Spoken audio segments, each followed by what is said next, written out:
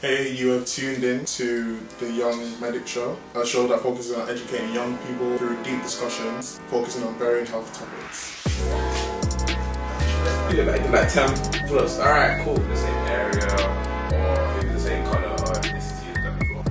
Yeah, so why do people go ahead and talk about that? Hey, you're tuned in to the Young Medic Show, a show dedicated to educating young people about their health and well-being through deep discussions on varying health topics. My name is Josh. I am a second-year medical biochemistry student, and I'm going to be the moderator for this conversation between two medics, and these medics are... Hi guys, my name is Divas. I'm a medical student at the University of Southampton. Hello guys, my name is Khalil, and I'm a medical student at the University of Leeds. In this episode, we'll be discussing why some people don't go to hospital on time, and we'll be exploring how people from lower economic backgrounds are being judged in regards to healthcare, and also how culture and faith affect people's willingness to go to the hospital. And lastly, we will also talk about alternative types of medicine that people might follow, such as Herbalism and, believe it or not, healing crystals.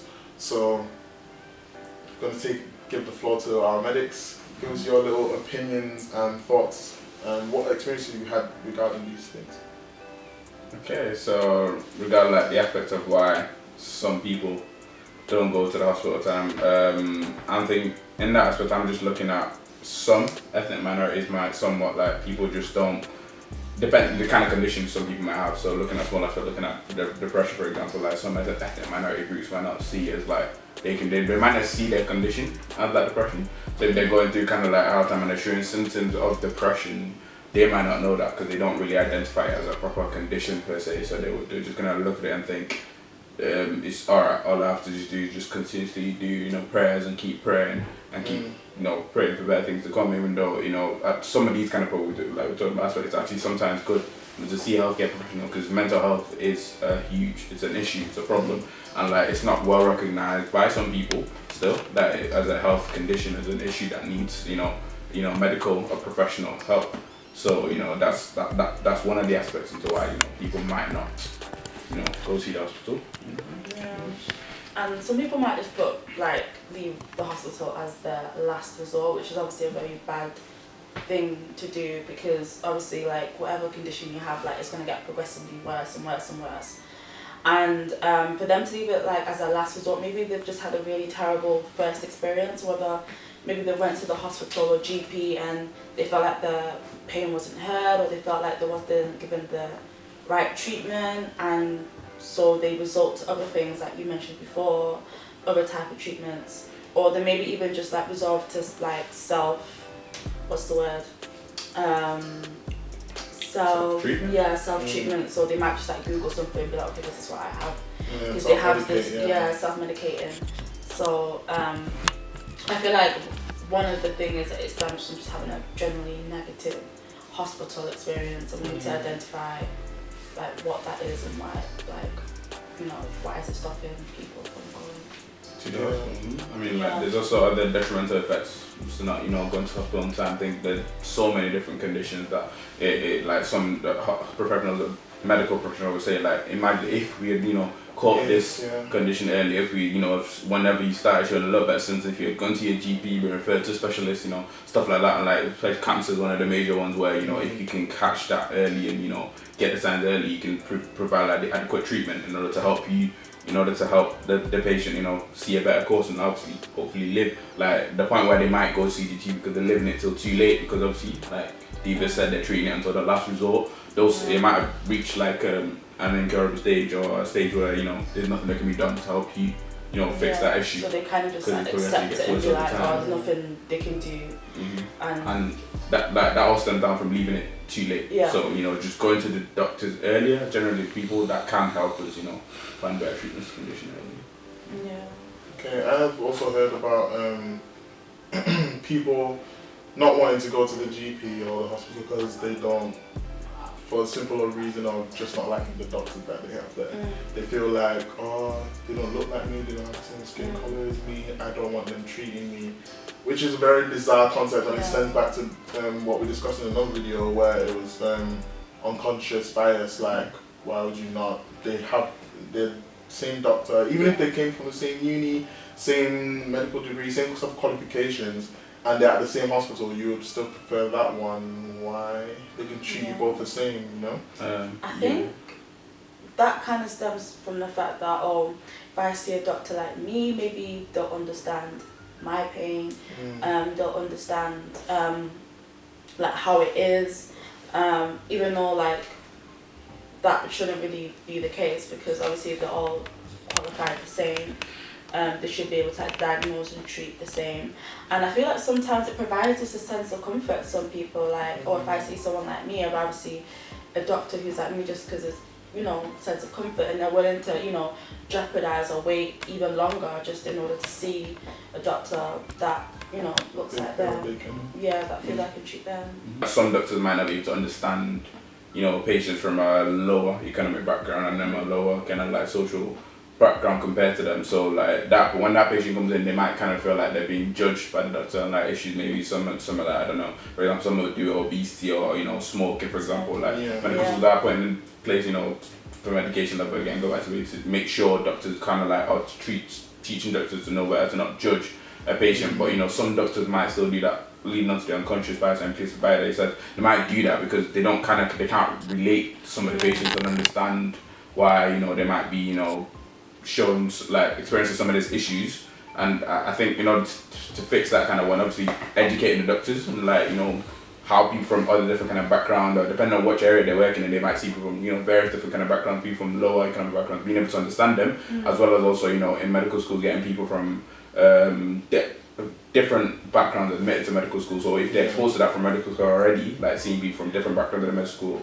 being diverse, you know, that's the same kind of mentality they can push it onto when they start working, and they can understand and, you know, be able to take on board and be able to like comprehend and like try and, you know, gauge a kind of feeling of how like this person, what kind of background they come from, how, you know, theirs is different because, you know, we're not all the same. You can't really put them to the same standards as you because of how they've grown up, the difference of the way you've grown up. You know what I mean? So that's another way we can really look at it. It's all about empathy in that case, you know, you have to be able to treat patients without bias, without judgment.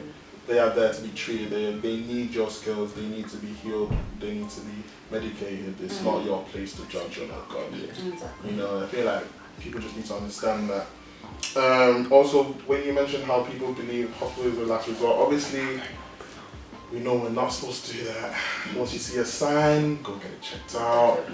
You don't want to be in a situation where like, oh my gosh, if, like you said, it could be life-changing stuff, you know, like the cancer, like it could have been taken care of. Well, I don't know, stage one, like but you've let it progress to stage 3. Like it could reach a point.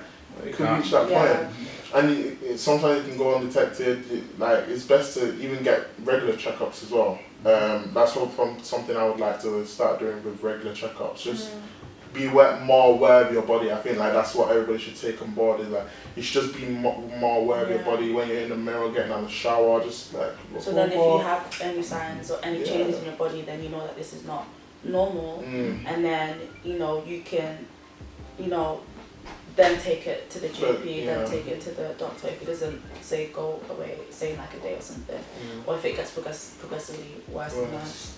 So that's what they're there, and I think, you know, people should just really, you know, get whatever idea they have at the hospital, because at the end of the day, your health is important, and really just put their health as the #1 priority by just making sure they get it checked out. Also, I just wanted a little insight in your thoughts on, obviously we've not touched on it yet, so the relationship between religion and healthcare, because we know it can have a little bit of an impact. So I just want to hear your thoughts on that. Like, what do you mean, like religion and healthcare? Do you mean how it can prevent people from going? Or? Yeah, how it could prevent people from going, how they feel like they wouldn't need to go in some cases, so where they feel like, oh, if I have enough faith,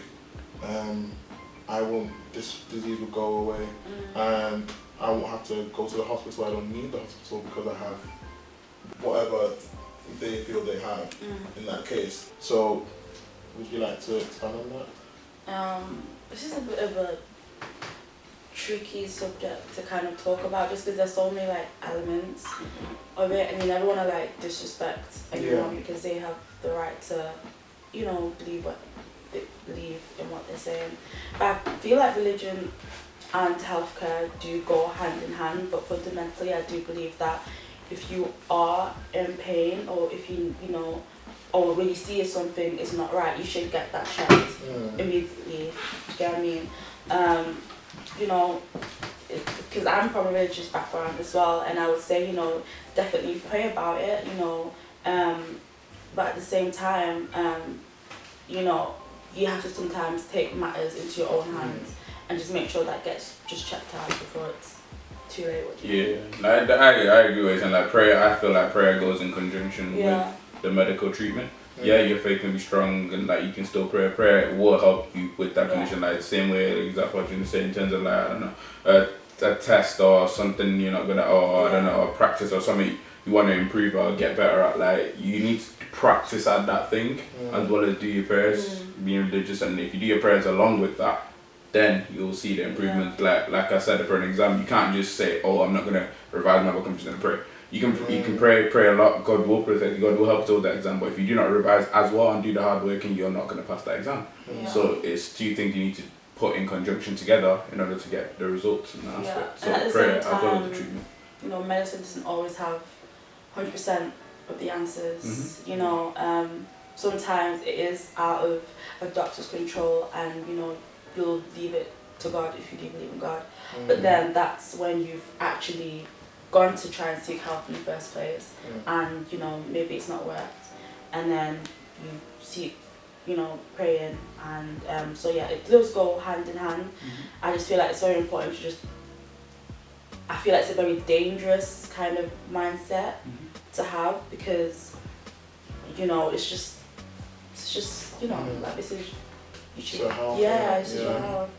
I like what you guys said, you know, I like that relationship. I feel like that's the kind of relationship people should adopt.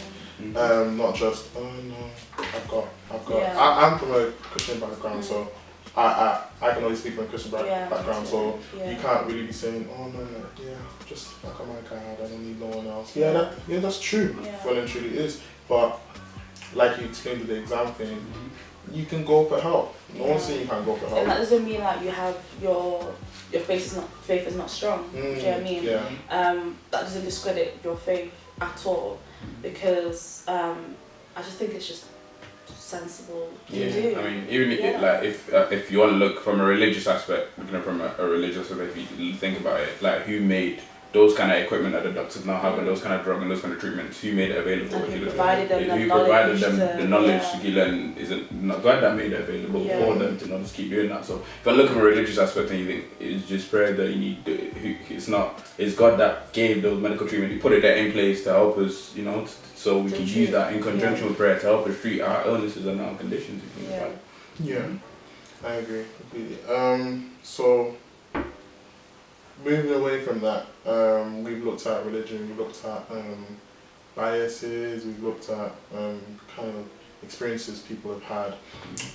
But what about the people who've completely been like, on off the doctors, shout you nurses, I don't need no damn GP or pharmacist, I got me and nature.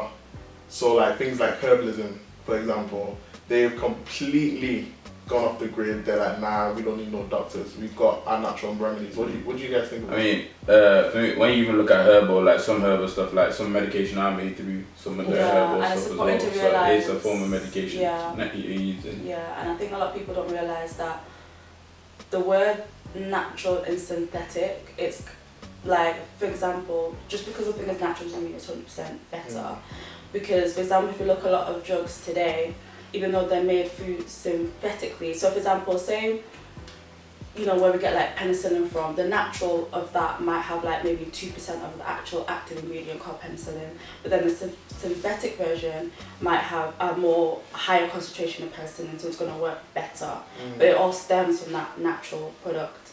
So when you actually think about it, like all our medicines today all stem from nature to some extent. It's just that we have used science in a way to make it work better, make it work efficiently, to tailor it towards people who, you know, who can't swallow pills. You know, we have liquids, we have syrups, we have so many different type of forms. So I think it's just important to for people to realise that natural and synthetic, just because of it's natural doesn't mean it's necessarily better. Yeah, it's not. It might. Yeah, the natural remedies are there. They were there for a reason because clearly it works for people. Yeah. But companies have taken the hard work out for us. They've sourced those things from those natural places. Yeah. Even if they haven't, they've worked out the structure of the compound. They've synthesized that compound and tailored it specifically to human biology, so it works perfectly for us. So why would you not? Yeah. I mean, don't get me wrong, like lemon, ginger and honey that still help your sore throat. Like, of course, you get what I'm saying? You can't go to the GP for that. Exactly, but I think in terms of just saying more serious like conditions, I think it's important that if your doctor has prescribed you something, then it is best to take it. Yeah. Because it's medicine, man. It's to help you get better. It's your health. You can't just be playing with your health and taking gambles, you know.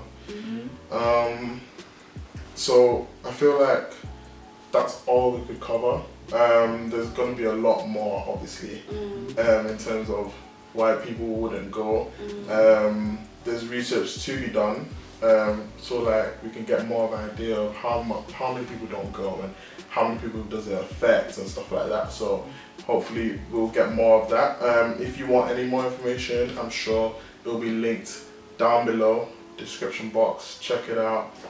Sorry, and I just wanted to say, like, this is like the topics we talked about are controversial, but these are just our opinions. Like, you don't have to like agree with them. We're not telling you what to do, because I feel like it's important, because especially with the health and religion one, many people will be watching and being like, I don't agree, which is fine. But we're just sharing our thoughts. We're not medical professionals. We're not giving medical opinions. We're just giving more our opinions. If that makes sense. Through our experiences. Alright guys, thank you for watching. Obviously this was a controversial episode. Nothing really factual about it. It's just based on our experiences and opinions on the topic that needs to be addressed, because it's a serious one. You guys just go to the hospital, man. Get things checked out, regular checkups. You know, you don't know what you can find. A little lump there, a little spot there, little blemish there. It's just always to get something nice, get it checked out. I feel like Diva's got something to say. Make sure you guys like, comment and subscribe. All the information will be down in the description box below. Okay, obviously make my job easier. Before I go, I'd like to give credit to our medics, because they make the show happen. They are the medics, innit? You know, lovely, and I'll take a bit of credit for myself. So comments down below, feedback. We'd love to hear from you guys, just to help improve us and everything. And thanks for watching. We'll see you guys in the next episode. Bye guys. Thank you.